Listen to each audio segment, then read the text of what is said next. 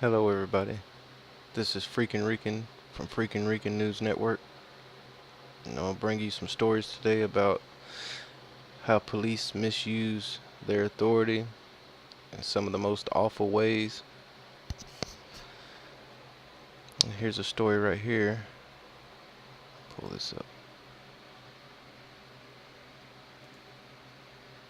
In an interview with WLKY in 2016. 2 years later, the Hillview police detective has been indicted for theft by deception, tampering with a witness, and official misconduct. The complaint was from an alleged rape victim, and they were interviewing her. That was September of 2017. The alleged victim came to Hillview police to report being assaulted by an officer from another Bullitt County department. Court records indicate Neeson promised to take the victim home, but instead took her to see the man she says assaulted her.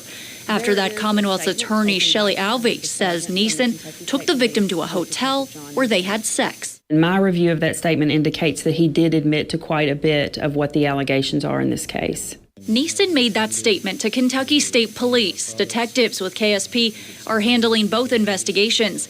In a statement, Hillview Police Chief William Mahoney said in part, quote, "If the allegations against Detective Neeson are found to be true, you can be assured that we will handle the matter appropriately.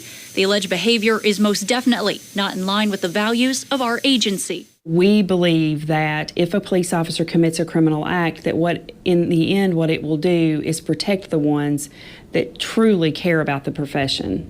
Alvey is now also concerned about the numerous cases that hang in the balance because Neeson was the lead investigator. They are very serious cases and they have very real victims.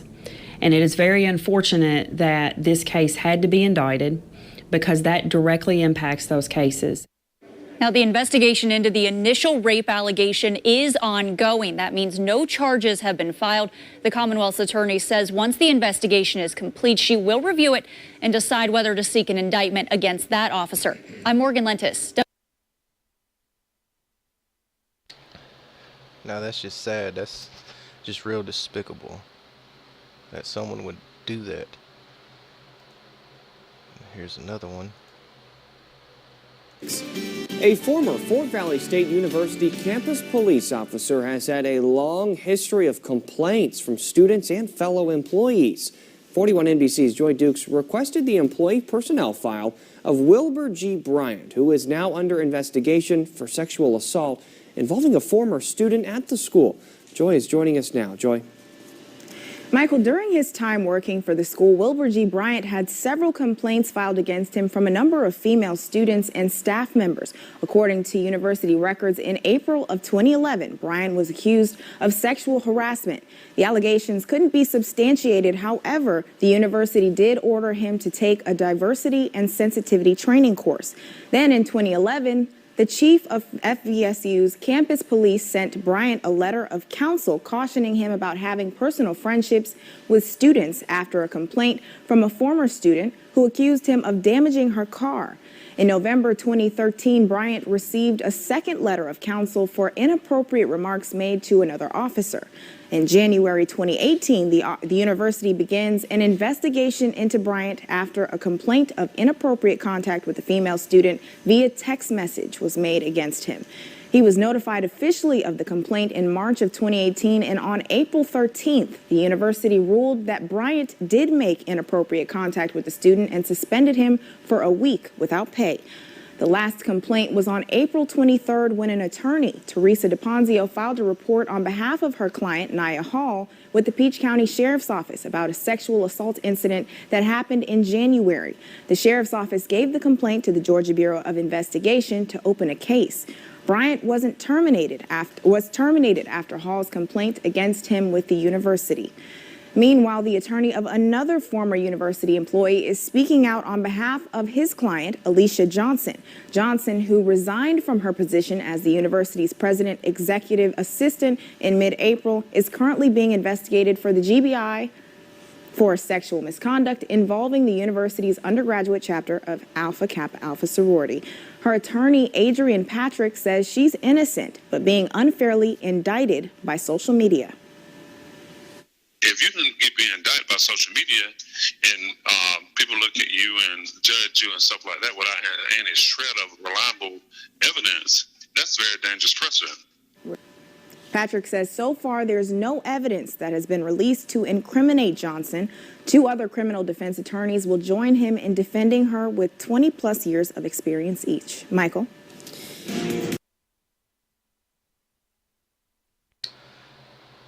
It's just despicable. People of power.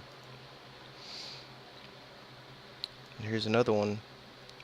An Alaska State Trooper showed up in a patrol car for a hotel date with a girl, charges say. An Alaska State Trooper was arrested Sunday on charges of attempted sexual abuse of a minor when he showed up for a hotel date he set up with a 16-year-old girl, trooper says. Charges say the trooper drove to the rendezvous in his patrol car carrying a pair of Victoria's Secret underwear he purchased for the girl. Trooper Vance Peranto, 57, a 16-year veteran of the Public Safety Agency, met the teenager April 8th when he pulled her over for driving without headlights on the Kenai Spur Highway, according to troopers. Peranto did not write the girl a ticket and let her go with a warning. Peranto messaged the girl on Facebook the next morning and sent a friend request, the charges say. The two began sending messages that quickly became flirtatious, according to prosecutors. When Peranto asked how old the girl was and she replied that she was 16, he wrote, "Wow, gulp," according to the charges. He told the girl he was 57. Over the course of a few days, the messages became very explicit and sexual, prosecutors say. Peranto asked the girl to send him pics, and she did, sending at least one image where she appears either completely nude or wearing only a pair of women's panties. On April 12th, Peranto sent a message to the girl that seemed to show that he was aware of the danger their relationship posed and spoke of himself in the third person. "Don't do this, Vance. Stop now. This girl, young lady, is 16, Vance. You're wrong, Vance, if you even begin to think you'll avoid, fight off, stop, not make love with her. It'll happen, and then your life as you know it will be over. Everything you have gone," the charges say he wrote. He also wrote, "You're not worth my career or 10 to 20 years in jail. Hell no," according to the charges. When the girl messaged that she was disappointed and to take it easy on her if he pulled her over again, Peranto suggested they meet for a movie night he billed as a friend's date night, where your trooper friend pampers his classy, beautiful lady friend. The girl's father learned of the messages and reported the contact to the official or Office of Professional Standards at the Department of Public Safety. Public Safety spokesman Jonathan Taylor said, excuse me. Troopers interviewed the girl. At that point, Taylor said troopers obtained control of the phone and permission to access the girl's social media accounts. When Peranto messaged that he was going to be in Anchorage for a training event, investigators pretending to be the girl arranged to meet at a hotel room, he says. They said she'd be there alone. On Sunday, when he arrived at the hotel in his patrol car and knocked on the door, law enforcement officers were waiting. Troopers assisted by members of the Anchorage Police Department SWAT team intercepted him and made an arrest, Taylor said. Excuse me. The charging documents say Peranto had a pair of Victoria's Secret panties with him when he was arrested. Peranto hid his face behind a sheet of paper during Monday arraignment. And this guy, he knew he was going to get in trouble. And he did it anyway. Peranto earned a salary of $99,000 as a trooper. And he just gave that up. And there's no telling what he's done up until this point. And he just looks like somebody that would do something like this. And it's just not police officers. Come across this today, which is real disturbing.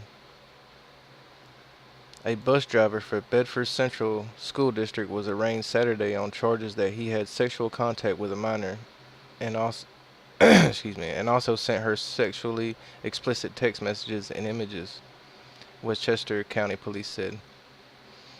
Officers received a tip that Brian Moscaso Arias, 22, was planning to meet the girl in a parking lot in the Mount Kisco's downtown shopping district on Friday night for a sexual encounter.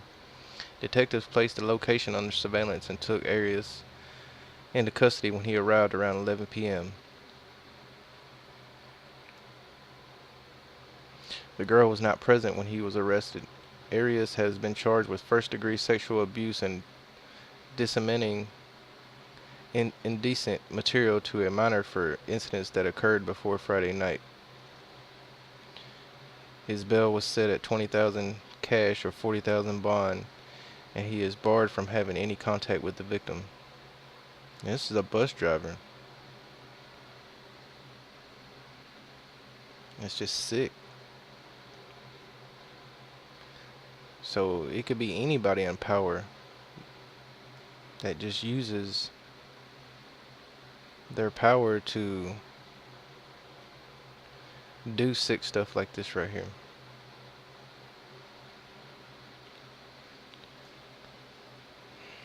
But that's how it is in the world these days. You gotta keep an eye on your children. You also gotta keep an eye on the cops for using their power over anybody to try to do anything. But this is Freaking Rican from Freaking Rican News Network, and I'll talk to you guys later. Peace.